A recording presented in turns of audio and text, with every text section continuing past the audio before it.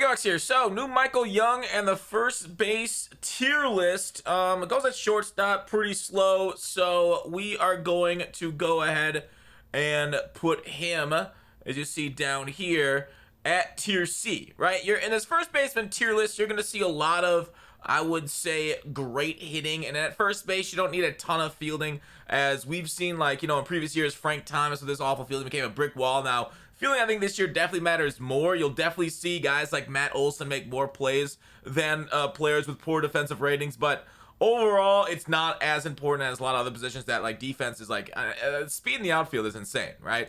You guys have probably seen that by now. But at first base, you're a lot of times a brick wall, no matter how good you truly are there attributes wise. All right, so let's start from the top, right? Edgar Martinez, his Silver Slugger card, it's a little unfortunately, I'd say, statted because let me go to my here. You guys can go to my managed squad.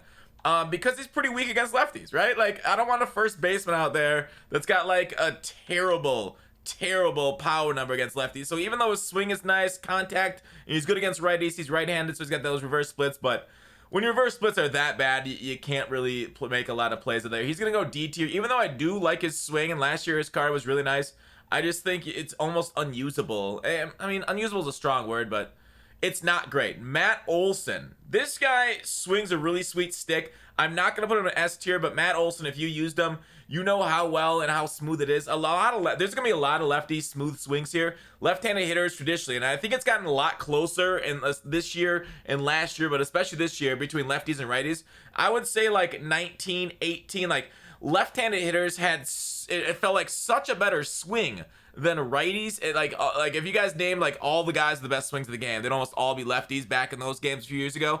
This year, you got your Trouts, you got your other right-handed hitters that have really sweet, like, quick swings. I think Vlad's got a nice swing, too, where you don't see it as much. So, like, you know how Gallo was God, like, the 18 immortal, basically, at a Gallo. Now, this year, he's, like, not that good, in my opinion. He doesn't have, like, the Gallo legend of old swing. So, they definitely equalize a lot of swings out, and I think it's something they definitely paid attention to in the last few years. Eddie Murray, I'm going to put in A tier also.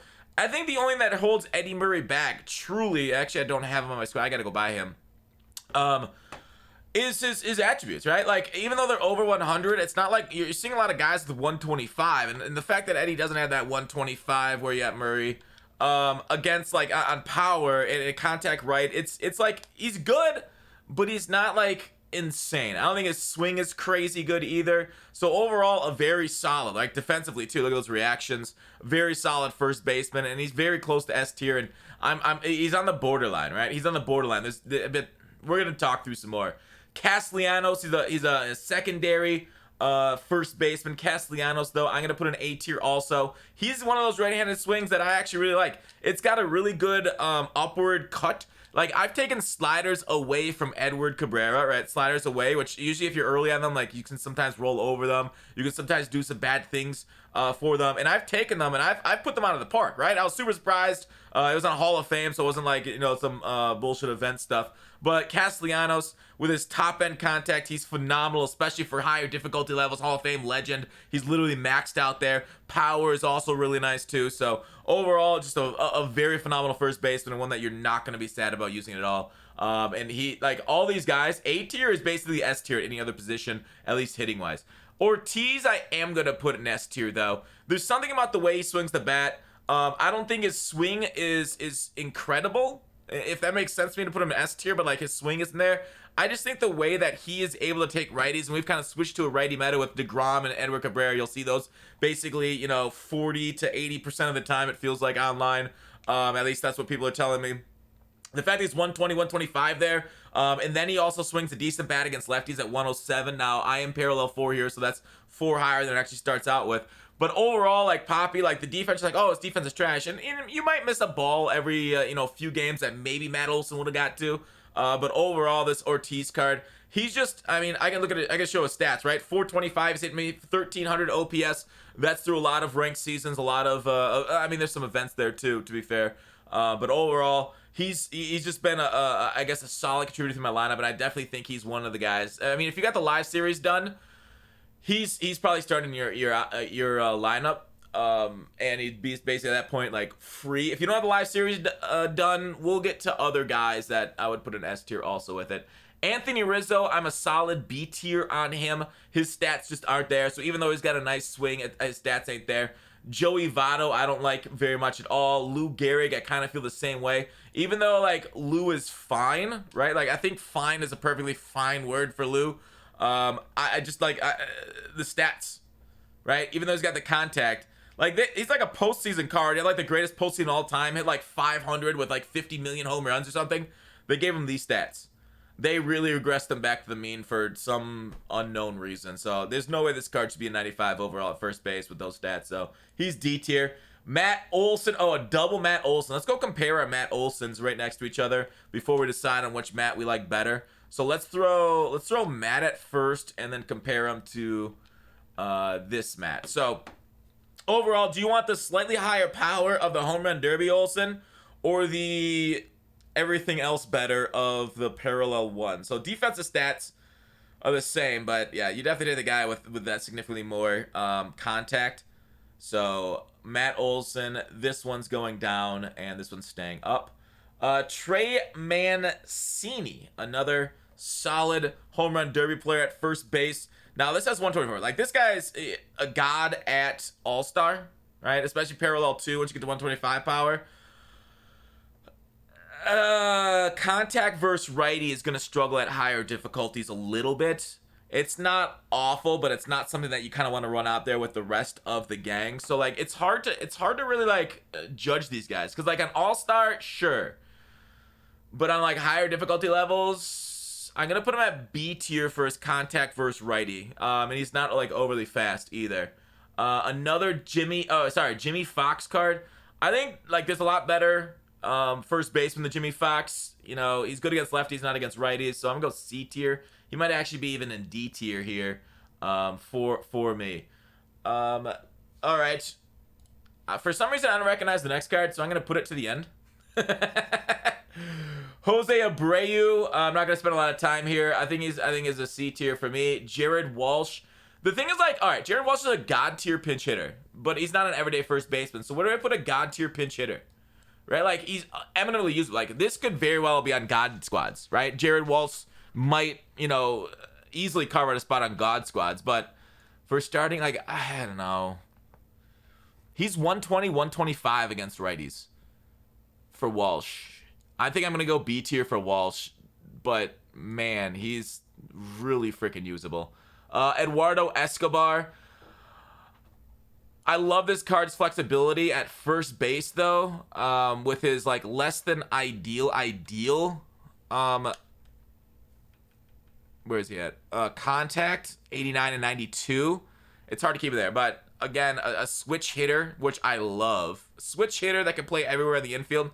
A great bench player. His speed isn't insane, but it's not terrible. Defense is good, too. So, first base, not the greatest place to have him, but overall, like, you know, like, we'll put, like, bench players there, and I really do like Eduardo.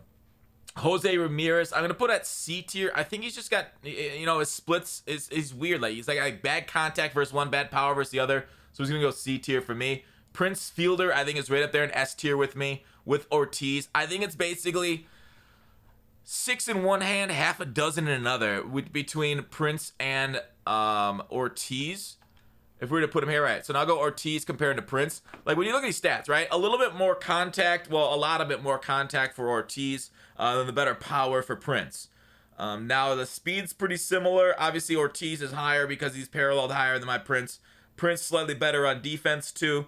So, it's up to you. Do you want the 125 powers for Prince or the better contacts for David? Now, I think the argument, in my opinion, I would probably go David, based off those contact numbers being better than Prince. But I don't think you could really go wrong with either. Like on All-Star, I think maybe Prince is the one. But on Hall of Fame and Legend especially, I think Ortiz is who you want to have. Adam Dunn, I believe, is firmly in the A category. I could see, like, I don't think he's S tier because of his struggles against lefties. Now, I could totally see putting him lower, right, if you compare him. But, like, overall, like, look at 41 speed or 56 speed versus 42, so you get a little bit of advantage there. Actually, a little bit more because I always forget about the parallels. Fielding, reaction, all better, but you know the contact is just so gorgeously higher for Ortiz that Adam Dunn might even need to go down to B category right now. I actually might put him down to here. Now that I look at it long, like I'd rather have these guys starting than Adam Dunn. Mike Schmidt, I'll put right here. He's kind of like outdated. John Olerud is surprisingly effective. Surprisingly, like with his contact, the lack of power basically takes him out of the running at All-Star, but at higher difficulties, you know, contact plays. Pete Alonso, he's an all-star god with his 125 power. It's just, there's no other way around it, right?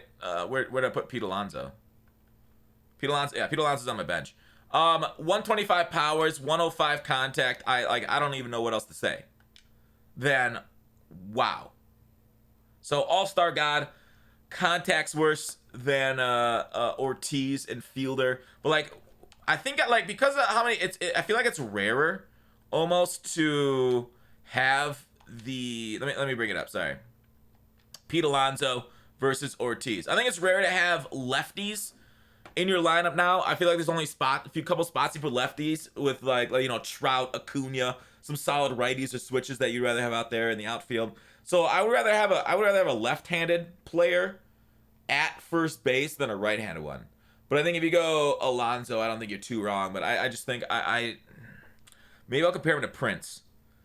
Him and Prince are basically mirrors of each other on opposite sides of the plate. Does that mean I put Pete up at A tier? No, I don't. I think Pete stays at S tier. I think Pete stays at A tier because a righty at first base, I think that means my lineup's going to be a little too righty heavy. So I think it's all due to handedness there. But I think stat-wise, he's at S tier. A tier is right there. Jackie Robinson, I think you'd be wasting him at first base because he can play, like, he's fast, right? You should put him at second base or left field. Like, I think, like, first base, it's just, you know, stat-wise, I can see it, but overall, I think it's a waste defensively there. Vladimir Guerrero Jr. is absolutely S tier for me. This card, he's pretty good at hitting the ball. Right-handed, and, you know, I feel like he gets over the right-handedness because he's 124, 122 there, at least at parallel 2, against righties. So he's a reverse split monster, but he also destroys lefties with 114 power, 105 contact. And that's all I got to say about that. So even though I just made a big argument about Pete Alonso not being an S tier, I think that the way his swing works and how buttery smooth it is, how quick it is, and he just overwhelms my hatred of right-handers at first base for that reason. Jim Thome, he I think is B tier. Let me go back and take a look at Thome's card again, because I'll have to remember last year this card was God tier, so he's basically another God tier pinch hitter. And that's all I got to say about Thome. I would not want to use him against lefties though. So that really nerfs him down to B tier. He's very much like Jared Walsh. So basically one and the same. Mattingly, I don't really love that much, but Mattingly, he's got nice contact power there against lefties. Specifically, is very bad. So it's only 108. If it was 125, I'd feel better about Mattingly, but it's not. So he's also not very fast, meh. So I don't think he's greatly usable. Devers, another very solid guy in, I might put him down to C tier though. Solid against righties, bad against lefties, but not solid enough against lefties like to be a god tier pinch hitter like Walsh and Thome. Jonathan Schoop. Schoop might be B tier. Schoop's got a nice elevating swing. He really hits good home runs on All-Star. Man, sorry, Schoop is right here. Where is he? Man, this is a tough one, dude. He does struggle against righties, but man, he is a lefty killer. I think a great bench bat, right? I'm gonna put him there at B tier because of his bench battedness, and he'll kill lefties, and it's awesome. His 115 power plays up because of how well he elevates the ball. I think Carew is right next to Olerud for me. High contact guys, low power, on higher difficulties will play better. Stan Musial really is unfortunate the way they did him, his early card at least. Sam Huff, I don't like his swing. I haven't really used that card, or I haven't used it at all. Salvador Perez, lefty destroyer, bench bat extraordinaire, also has catcher flexibility, so he's B tier for me for that reason. Real Muto can play But I think you'd be wasting him there. So I'm going to put Real Muto right there at C tier, maybe even D tier. Matt Wieters could play at first base also. Switch hitter if you need one, but you'd rather go with Eddie Murray for the switch hittiness than Matt Wieters. Johnny Bench, I don't really like. Another Salvador Perez card. Oh, did I get confused with my Salvador Perez cards? I'm mixing those two up. Perez. Yeah, this is the bench bat. The red one's the bench bat. The other Perez. The blue Perez is the worst one. So we'll go blue Perez down, even though he's 98, 96. Yeah, I'd still rather have this one. I don't know, man. Both Perez's are really nice. But I'm going to go blue Perez down. Santana, switch hitter. I feel like, you know, kind of wasting a lot of these catchers here. Sandoval. Sandoval, switch hitter. A lot of people really do seem to like Sandoval. I don't actually have him yet. I don't think I did the daily, maybe? Let's take a look at the Panda and where I'm going to rate him at. Oh, I do have him. Did do the daily. That's right. Yesterday. Or was that 2 days ago? Yesterday. I got him yesterday. I think I'm a day behind. Contact versus righties, great. Versus lefties, not so much. So he'd be basically a potential another bench bat, potential platoon guy, a great arm, maybe better at third base because of his reaction fielding arm. Not great on speed, but overall, I think you're going to enjoy Panda out there. More so at third than first. So let's put him over here in B tier. And then last and least is somebody I don't even recognize the card art to. I think I'm just gonna leave him off. Who is that? I don't recognize that at all. I probably haven't even used that card this year. It's like I hate sideways cards. I don't even like register them in my mind. It's right here. It's Will Clark. Will Clark's bad. Yeah, Will Clark is bad. Okay, so here's my tier list right now. I think, in my opinion, these are the ones that you'd want to go with at first base. Maybe put Vlad at third. You know, maybe move Chipper to the outfield if you can, if you're okay with that. And then, but Eddie Murray, like all these guys are eminently usable. I'd probably put those three above Matt Olson. But there you go. There's my first baseman tier list. A lot of the best hitters in the game here. First base is a very rich position this year. Back a few years ago, like 18, I remember like people were trying to put like, you know, Ruth would go at first because first base was kind of like a worse spot than outfield, and especially you could hide like his slow speed there. But overall, like from day one with Poppy, it's just been locked down, right, with end game cards. So first base is not a problem this year at all to find a guy that you like and want to use. But that's it.